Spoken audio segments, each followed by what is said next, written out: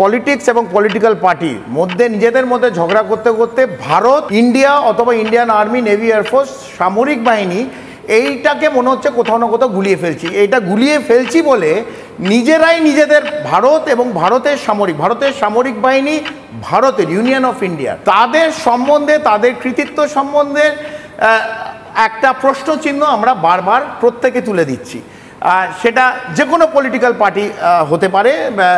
যেমন ওই দিক থেকে একজন ভাই বলছিলেন যে কর্নেল কুরেশির কথা, নিশ্চিতভাবে কর্নেল কুরেশির কথা যতটাই জঘন্য যে রাজনৈতিক দলের বলেছে ততটাই জঘন্য। গতকাল আরেকজন বিধায়ক আমাদের পশ্চিমবাংলার থেকে তিনি বলছেন যে পাকিস্তান এবং ভারতের এই যুদ্ধটা একটা সেটিং এবং এটা ভোটের জন্য নাকি এই লড়াইটা হয়েছে।